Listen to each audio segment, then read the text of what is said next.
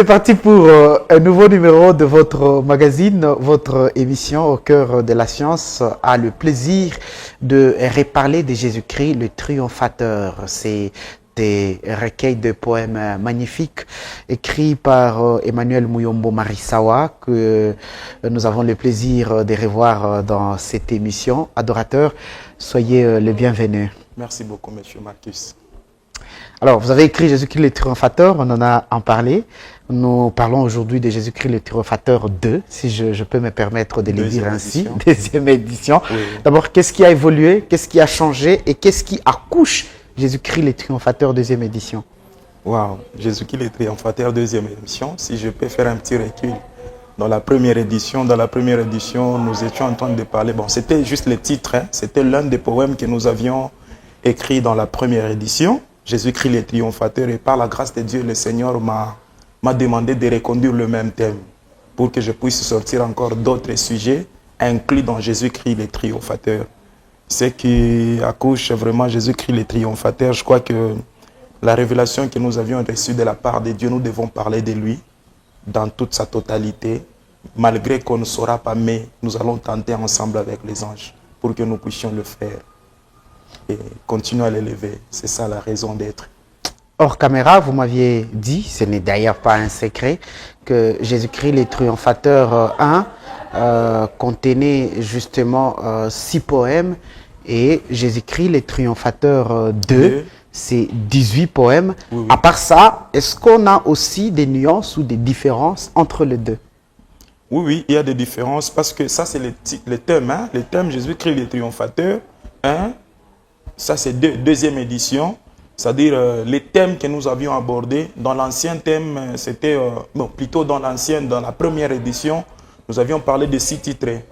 Dans les 6 titres, nous avions abordé le même thème, Jésus-Christ le triomphateur. Il y avait ma raison d'être, il y avait aussi contre vaseux marées, il y avait encore parole créatrice. Mais dans la deuxième édition, nous sommes partis un peu loin. Nous avions abordé 18 thèmes. 18 titres, bien sûr. Nous avions parlé de Dieu grand. Nous avions parlé de l'immensité de Dieu. Nous avions parlé des vinaigres. Nous avions parlé aussi du vinaigre. Nous avions parlé aussi de Jésus-Christ, la victime expiatoire. Nous avions parlé... J'ai parlé aussi de vie seule, mais seule, donc quand je suis seul, mais en compagnie de Jésus-Christ qui est ma protection. Et c'est un peu, en quelque sorte, les titres que nous avions abordés. Les autres, nos lecteurs vont découvrir. En un mot, ce sont les différents titres qui font référence aux différents thèmes qui ont accouché. Tous ces thèmes, rien et simplement de l'adoration. De l'adoration. Parce que nous parlons seulement ce qui est vraiment, le contour, c'est l'adoration. Maintenant, nous sommes en train d'adorer le Seigneur au travers plusieurs thèmes, au travers plusieurs sujets. Quand nous regardons, nous contemplons la magnificence de Dieu. On peut dire, tu es Dieu, tu es grand. C'est là où j'ai parlé de la grandeur de Dieu. Dieu, tu es puissant. J'ai parlé de son immensité. Dieu, tu es merveilleux. Je parlais de ce que je vois comme les choses que le Seigneur a mis sur la surface de la terre que nous sommes en train de contempler. Donc, tous les contours, c'est l'adoration, mais au travers différents thèmes, différents titres. Merveilleux recueil de poèmes avec 18 titres pour sa deuxième édition où vous déclarez haut et fort jusqu'au bout, je vais te suivre. Et pourquoi suivre jusqu'au bout? Pour rester fidèle pas à pas, parce que Jésus-Christ c'est le premier mot et le dernier souffle de l'écho, ou parce que c'est une vive passion qui rend captive, ou je me dis aussi parce que jusqu'au bout il y a la gloire qui est promise. Waouh, jusqu'au bout. Si je peux faire aussi référence à lui-même, Jésus-Christ il avait la mission. La mission qu'il avait, c'est d'arriver au bout afin de racheter le peuple que nous sommes. Alors jusqu'au bout, c'est où à la croix, où il est parti être pendu par le mécréant, afin de racheter le monde que nous sommes. Alors moi aussi, j'ai dit à Dieu, jusqu'au bout, je vais te suivre. Je vais te suivre parce que tu m'as créé pour t'élever. Tu m'as créé pour faire de toi mon Dieu, pour acclamer ton immensité sur la surface de la terre où tu m'as placé. C'est pourquoi je lui ai dit, jusqu'au bout, je vais aussi arriver afin de te servir. Au bout, c'est où? Au bout, c'est arriver aux noces à venir qu'il est en train de préparer pour les racheter, pour ceux qui ont lavé leurs robes. C'est là où nous allons, jusqu'au bout. C'est là où je vais arriver, avec ma conviction bien sûr. Alors, jusqu'au bout, je vais te suivre et c'est sans doute, comme vous venez de le dire, Jésus-Christ, qui, le sang précieux, pur, sacré, a brisé la loi du péché et de la malédiction, alors qu'aucun sang n'en était suffisant pour sceller l'alliance, pour fonder la foi et même la voie de l'espérance. Oui. Donc là, quand je parle, d'ailleurs vous avez épinglé, c'est un thème aussi, hein, un titre aussi, le sang de Jésus. J'ai abordé aussi un titre que j'ai parlé du sang. Ouais. J'ai dit uniquement le sang qui a coulé à la croix nous a rachetés, nous a purifiés. La Bible dit, si vos péchés sont rouges comme la cramoisie, mais il peut le rendre plus blanc que la neige au travers de son sang. Chaque fois je me pose des questions pour comprendre cela. Le péché est rouge comme le sang, mais lui, il peut rendre plus blanc que la neige au travers de son sang. Donc, dans le sang de Christ, il peut y avoir cette puissance de prendre le péché afin de le rendre plus blanc que la neige. Alors, quand je parle de Jésus-Christ, je parle de jusqu'au bout. Jusqu'au bout, arriver au bout, c'est arriver là où le Seigneur nous attend. Il nous attend où? Vous savez, chaque personne, quand le Seigneur lui a placé sur la surface de la terre, il y a une mission que Dieu a placée en elle. Alors cette mission, c'est cette personne qui doit vraiment marcher ensemble avec le Seigneur afin de parvenir là où le Seigneur l'attend, au bout. Alors quand nous parlons de ça, et nous abordons aussi par rapport à la question du sang, je ne sais pas si je suis dans la question. Tout à fait, oui. Quand je parle aussi du sang, c'est le sang qui a coulé à la croix, qui nous a purifiés, qui nous a donné la victoire. C'est pourquoi je dois parler de ce sang-là. Le sang qui a coulé à la croix, qui nous a rachetés, nous un peuple plongé dans l'esclavage du péché. Mais le sang est venu nous retirer au travers de son sang. Quand vous lisez la Bible, dans l'Ancien Testament, on disait il fallait qu'on puisse mettre le sang sur les linteaux, afin que lorsque l'ange de l'Éternel va passer, que tout celui qui avait cette marque ne puisse pas subir la colère de Dieu. Mais ce temps est passé. Mais Jésus-Christ est venu. Ça ne sera pas le temps où je dois prendre le sang d'un bouc ni d'un taureau pour mettre devant les linteaux de ma maison. Mais je vois que quand je crois au Seigneur Jésus-Christ, au travers de ce sang qui a coulé à la croix, qui est en train de me purifier et de me rendre agréable à Dieu, même si le chaos peut arriver, mais le sang là est capable de me sortir du chaos afin de me ramener dans la puissance de Dieu, que je sois un fils que le Seigneur lui-même est en train de chercher. Et pour tous ces sacrifices, l'âme doit lui être toujours reconnaissant, lui qui nourrit l'âme, même dans le moment d'épreuve, parce que si l'âme fait ainsi, l'âme verra quelles sont les merveilles de sa présence. Waouh, là j'ai abordé aussi le titre de l'âme. Je suis en train d'instruire à mon âme. Je dis, mon âme bénit le Seigneur. Ouais. Mon âme, ne quitte pas le chemin où le Seigneur t'a placé. En réalité, dans l'homme, c'est l'esprit. Cet esprit est dans l'âme. C'est au travers de l'âme que l'homme est en train de vivre. La Bible dit, l'âme qui pêche, c'est celle qui mourra. Donc, si mon âme pêche, elle va mourir. Mais je suis en train de demander à cette âme-là, bénis le Seigneur. Donc, quand je parle de l'âme aussi, je parle de mon être tripartite, le corps, l'âme et l'esprit. Alors je dis à mon âme, bénis le Seigneur parce que c'est lui qui t'a sauvé. Parce que c'est lui qui s'est sacrifié afin que tu puisses vivre. Quand tu marches, l'âme qui marche au-dedans de moi, cette âme-là doit bénir le Seigneur, doit élever la magnificence de Dieu. C'est pourquoi j'instruis à mon être tripartite, j'attaque directement à mon âme. Je crois, dans les prochains projets, nous reviendrons aussi à l'esprit. Parce que j'ai aussi abordé sur le cœur. Je parlais de mon cœur t'adore. Alors j'ai dit à mon âme de bénir le Seigneur. J'ai dit à mon âme de reconnaître les bienfaits de celui qui a changé ta vie. Parce que c'est Jésus qui a fait toutes choses. Voilà pourquoi j'ai dit qu'il est le triomphateur. Il a triomphé sur toutes choses où nous étions vraiment, donc nous étions enfermés. Il est venu, il nous a sortis. Alors j'ai dit à mon âme, bénis le Seigneur. Continue à le célébrer. Alors quand vous lisez cette partie-là, vous allez savoir que non. Il faut que vous puissiez aussi instruire à votre âme de commencer à célébrer la magnificence de Jésus-Christ. Lorsqu'on célèbre la magnificence de Jésus, on célèbre sa présence. Vous dites dans ces recueils de poèmes, il nous communique la sagesse incarnée de Dieu, Oui, la oui. puissance Incalcinable. incalcinable, l'intelligence incarnée, Incarnée les de Dieu. soupirs inexprimables. L'esprit C'est ton créateur. idéal. Mon idéal. Là, je suis en train de faire allusion à mon esprit. Ouais. À l'esprit de Dieu, bien sûr. Ouais. Il est supérieur par rapport à mon esprit.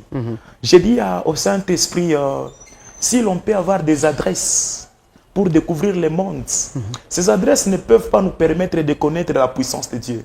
Mais lorsque je suis attaché à toi, tu me fais connaître la grandeur de Dieu et tu m'apprends comment je dois adorer le Seigneur. Il ne suffit pas d'avoir des paroles d'adoration pour dire qu'on est adorateur, mais il suffisait d'avoir un esprit d'adoration en vous et vous allez parvenir à adorer le Seigneur. En réalité, nous ne savons pas prier, nous ne savons pas adorer, mais c'est le Saint-Esprit qui est en train de nous soupirer, qui nous parle au-dedans de nous et qui nous permet d'adorer. Voilà pourquoi, quelque part, j'ai dit, longe-moi sur le billard, afin de soigner mes blessures sans bistouri. L'opération, je ne suis pas dans le domaine médical, mais quand j'étais en train de parler de ces choses, j'ai considéré le Saint-Esprit comme un chirurgien.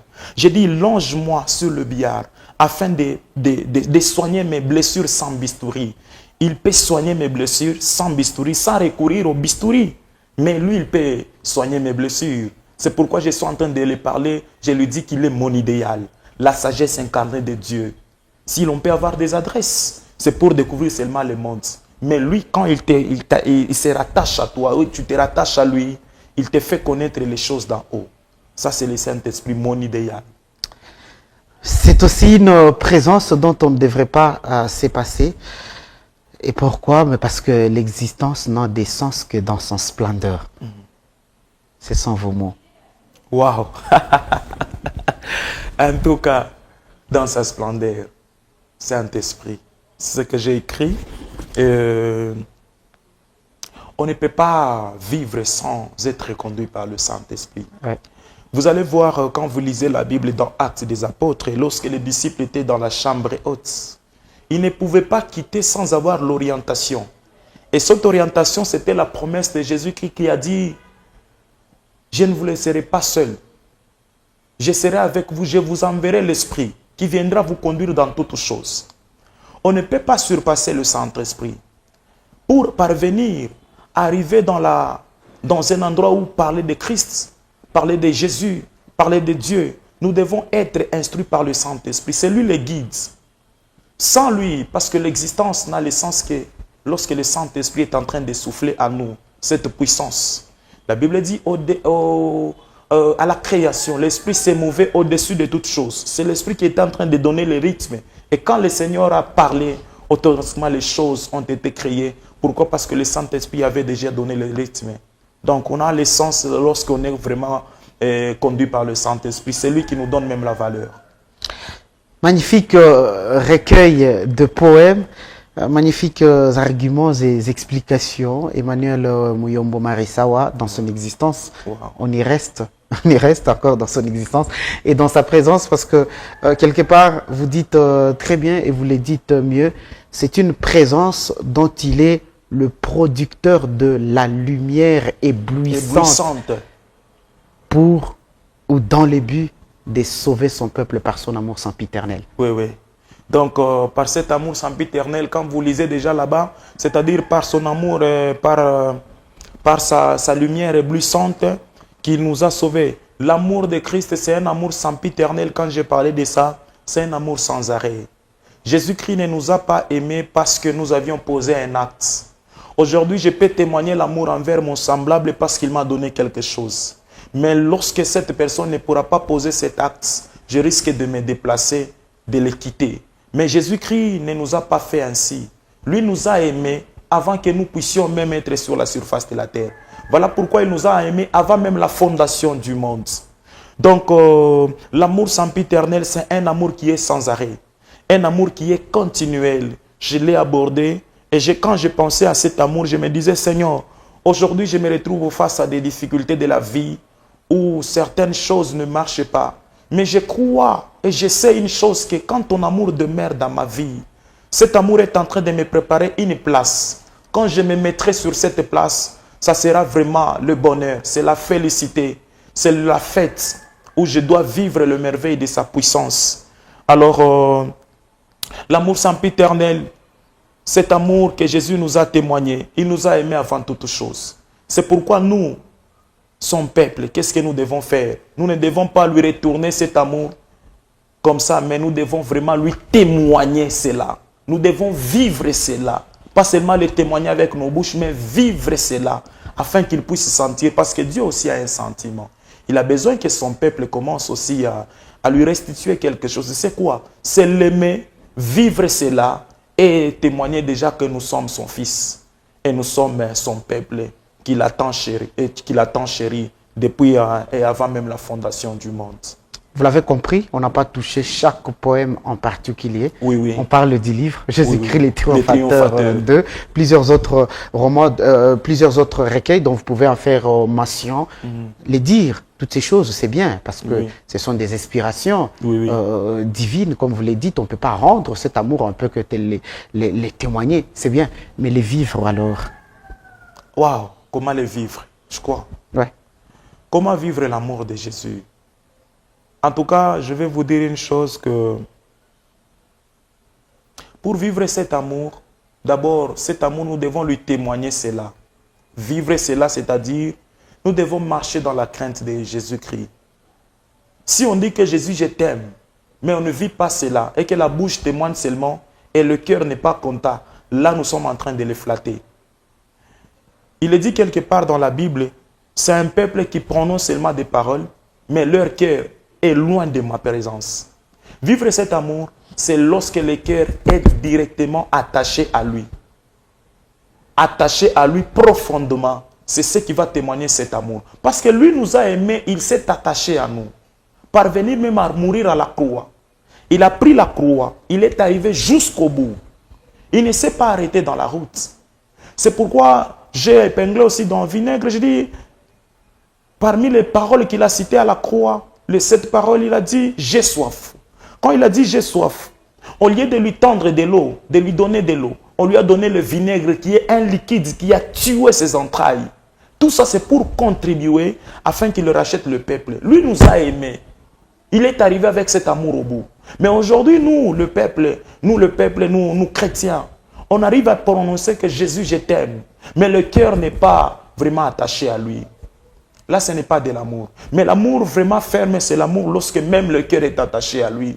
Dans les pires moments, on demeure toujours à ses pieds. Ça, c'est ça, vivre l'amour que Jésus-Christ est en train de nous demander. C'est ce que je suis en train aussi de demander. Je peux même lancer cela, ce message à tout chrétien. Allez-y. Vivre l'amour de Christ, c'est le cœur attaché à lui. Si le cœur n'est pas attaché à Jésus-Christ, si l'âme n'est pas instruite à le célébrer, si ton corps n'est pas vraiment un corps qui doit célébrer le nom de Jésus, un corps qui doit marcher dans la crainte de Dieu, là ce n'est pas vivre l'amour, ça c'est des flatteries. Très bien. J'ai parcouru les 18 poèmes. Oui. Et la question que je voudrais que tu puisses m'aider à répondre est celle-ci. Okay.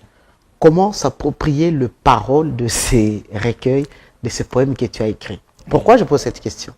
Parce que dans tous les 18 poèmes, le mot « j'ai » revient à plusieurs reprises. Je ne sais pas si c'est par inspiration, je ne sais pas si c'est parce que vous l'appropriez, ça vous appartient, ou pour autre raison. Mais dans tout le poème, on sent que c'est un Jésus apparemment qui n'appartient qu'à Emmanuel Muyombo Marisawa.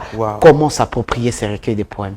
Bien sûr, quand vous avez lu, vous avez fait comment? Vous avez dit « j'ai ». Donc, c'était vous qui étiez face à ces poèmes-là. Donc, quand vous dites « Jésus, je t'aime », c'est vous qui parlez. Je ne peux pas dire « nous t'aimons » alors qu'il y a des cœurs qui ne sont pas attachés à lui. C'est pourquoi quand j'ai dit « j'ai » et que ce poème est tombé dans le main de quelqu'un, quelqu'un est en train de lire, il ne peut pas dire « c'est Emmanuel ». Il va dire « Jésus, tu es puissant ». Déjà, quand il dit « j'ai », le « j'ai » là sort dans la bouche de celui qui est en train de lire. Comment s'approprier? Quand je dis « j'ai », donc quand vous lisez, vous allez commencer à dire « j'ai ». Quand vous dites « nous », donc c'est comme si vous généralisez les choses. Mais vous êtes en train de dire « j'ai ». Je lis en tant que quelqu'un qui a écrit. Je suis en train de parler ça aux premières personnes du singulier parce que c'est moi. Alors, aimer aussi Jésus-Christ, ça doit être d'abord toi personnellement. Donc, quand vous vous lisez aussi, vous l'avez lu, vous avez dit « j'ai ». Déjà, vous vous êtes approprié cela. Est-ce qu'on peut dire qu'Emmanuel Muyombo Marisawa s'inscrit maintenant dans les productions des recueils des poèmes d'adoration et d'exaltation? Ou c'est parce que voilà, la première édition a été une réussite, il y a eu de l'inspiration, alors on y va, on y continue. Waouh, parler aussi de la réussite, bon. Si ça réussit, ça ne réussit pas, moi je suis en train de parler d'abord de celui qui est en train de voir ce qui se passe. Aux yeux des gens, ça ne peut pas réussir, mais aux yeux de Dieu, ça peut réussir. Pourquoi? Parce que je ne fais pas la publicité de quelqu'un. Je suis publiciste des œuvres de celui qui m'a créé. Alors, c'est à lui qui va maintenant apprécier ce que je suis en train de faire. Alors, si nous continuons encore de parler de celui, parce que nous savons que ça réussit, et que lorsqu'on termine de parler de lui dans la première édition, Jésus-Christ le triomphateur, nous savons que nous dormons, et puis un moment là, il y a des paroles qui sont en train de tomber au-dedans de nous. Je comprends déjà que ça réussit, voilà pourquoi je dois encore aborder. Je vais arriver encore à d'autres sujets. D'ailleurs, nous sommes en train de travailler encore pour l'autre que le Seigneur va nous souffler. Je ne sais pas si ça sera Jésus-Christ le triomphateur, 3e édition, mais je crois qu'il y aura encore d'autres thèmes que le Seigneur va nous souffler. C'est bon. En résumé de cette émission et de cette deuxième édition de Jésus-Christ les triomphateurs, qu'est-ce qu'on dit, qu'est-ce qu'on retient, qu'est-ce qu'on comprend de ces merveilleux recueils de poèmes qui vient de paraître? Waouh! En résumé, nous avions abordé 18 thèmes. J'espère que dans l'émission, nous n'avons pas touché à tous ces points. Nous avons quand même essayé un peu de ramasser. On a pris quelques thèmes pour essayer un peu d'exploiter ensemble. Avec le recueil Jésus-Christ le triomphateur, 2e édition, nous sommes en train de parler toujours de Dieu. Papa, on ne saura pas vraiment parler de tout par rapport à ce que Dieu est en train de faire. Et donc, je ne pouvais pas aussi poser toutes les questions sur tous les poèmes. Vous ne pouvez pas aussi poser toutes les questions. Parce que nous sommes toujours limités, mais comme nous sommes en train de continuer, le Seigneur nous souffle encore des choses que nous allons parler encore. Oui. Alors, en résumé, ce que je vais demander au peuple de Dieu, vous qui m'écoutez, au-delà de tout ce que nous pouvons faire comme activité, ne faut jamais oublier la véritable activité, la raison d'être de tout un chacun sur la surface de la terre, c'est pour célébrer le nom de Jésus-Christ. Que tu sois d'un cas A, d'un cas B, il faut toujours adorer le Seigneur. Il faut toujours célébrer le nom de Jésus. Quand nous avions parlé de ça, l'inspiration que nous avions reçue de la part de Dieu, nous voulons déjà dire aux gens qu'ils doivent continuer à célébrer le nom de Jésus. Il y a des gens qui passent dans des moments compliqués, dans des moments difficiles. Ces moments ne peuvent pas t'empêcher de parler de Jésus. Je suis le témoignage. J'ai un témoignage. Malgré le moment difficile que je passe, mais je ne peux pas oublier de parler de Jésus-Christ. Cela ne peut pas m'empêcher de célébrer le nom de Jésus. Voilà pourquoi je continue encore de parler de Jésus-Christ le triomphateur. Parce qu'il a triomphé sur toutes choses. Il a triomphé sur le corps, il a triomphé sur l'âme, il a triomphé sur l'esprit, il a triomphé sur la maladie. Parce qu'il est le Dieu de guérison. Quand il triomphe sur la maladie, il vient, il me dit, c'est par le meurtrissure de Jésus-Christ que je suis guéri. Donc si je suis malade, je me réfère à lui. Je suis déjà sauvé, je suis déjà guéri. Oh, ce que je demande est qu'avec le recueil des poèmes de 18 titres, que le peuple de Dieu doit toujours continuer à adorer le Seigneur, à célébrer le nom de Jésus, à le chercher avec profondeur, à le chercher partout, à oublier d'abord les futilités de la vie, reconnaître uniquement la valeur, uniquement le nom de Jésus-Christ, parce que c'est le nom qui doit être célébré au-dessus de tout autre nom. C'est un peu ça. Adorateur Emmanuel Muyombo Marisawa, merci beaucoup. Merci beaucoup, Monsieur Marcus. Comme l'a dit Mbili Abel, ata uko mwenye zambi rudisha moyo nyuma. Ata unafanya kaje umsifu Mungu Baba, ata siku moja tukujuma. Comme l'a dit aussi quelqu'un, comment résister face à l'inspiration. Merci beaucoup d'avoir regardé cette émission. Continuez à regarder d'autres émissions sur votre télévision et retrouvez celle-ci sur YouTube, Arc-en-Ciel RTV officiel. Au revoir.